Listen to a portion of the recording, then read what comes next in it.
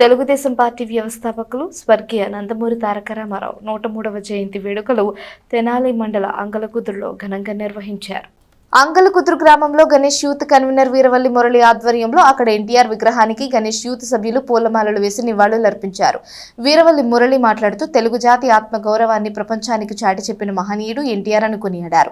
సినీ రాజకీయ రంగాల్లో మకుటం లేని మహారాజుగా ప్రజల గుండెల్లో చిరస్థాయిగా నిలిచిపోయారని చెప్పారు. రాజకీయాల్లో ఎన్నో సంస్కరణలు తీసుకువచ్చి పేద ప్రజలకు సంక్షేమ పాలనను అందించిన గొప్ప నాయకుడు ఎన్టీఆర్ అని తెలిపారు.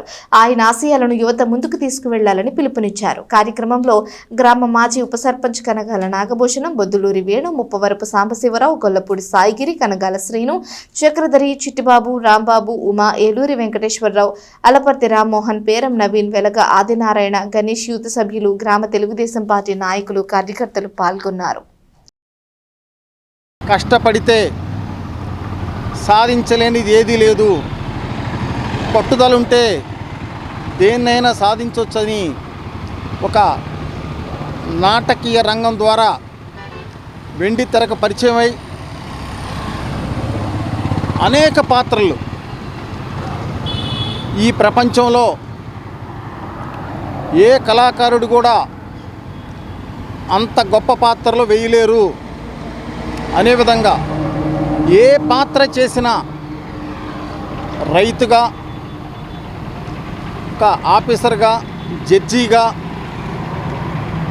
ఒక కుటుంబ పెద్దగా, ఒక పోలీస్ ఆఫీసర్గా ఏ పాత్ర పోషించినా అది ఎన్టీఆరే చేయాలి.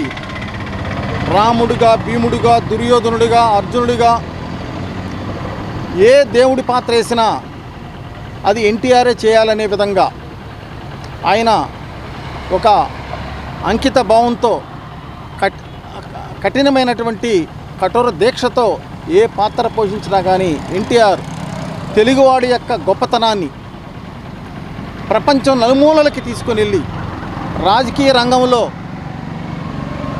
అనేకమైనటువంటి కష్టాలు నష్టాలు చూసి, సామాన్యుడి యొక్క కష్టాలు చూసి, ఎన్నో విపత్తులు చూసి ప్రజాసేవ చేయాలి, ప్రజలు నాకెంతో గుర్తింపిచ్చారు, ప్రజాసేవ చేయాలని చెప్పేసి తెలుగుదేశం పార్టీని స్థాపించిన 8 నెలల్లోనే ముఖ్యమంత్రిగా ఆయన ఏ విధమైనటువంటి సంక్షేమ పథకాలు అమలు చేశారో మనం చూసాం.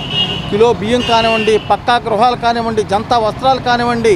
ముఖ్యంగా మనం తెలుసుకోవాల్సింది ఏంటంటే, ఓటు ద్వారా ఎవరైతే అధికారంలోకి వచ్చారో ఆ వచ్చిన ప్రతి వ్యక్తి కూడా సమాజానికి జవాబుదారీతనంగా ఉండాలి, ప్రజలకు జవాబుదారీతనంగా ఉండాలి, నిజాయితీతో పాలన అందించాలి అనేటటువంటి ఒక గొప్ప నినాదంతో సామాన్యుణ్ణి, ఒక ఆర్టీసీ కండక్టర్ని కూడా చిన్న చిన్న స్థాయిల్లో ఉన్నాళ్ళని కూడా ఎమ్మెల్యేలుగా, మంత్రులుగా చేసినటువంటి ఒక గొప్ప చరిత్ర ఎన్టీఆర్ గారిది.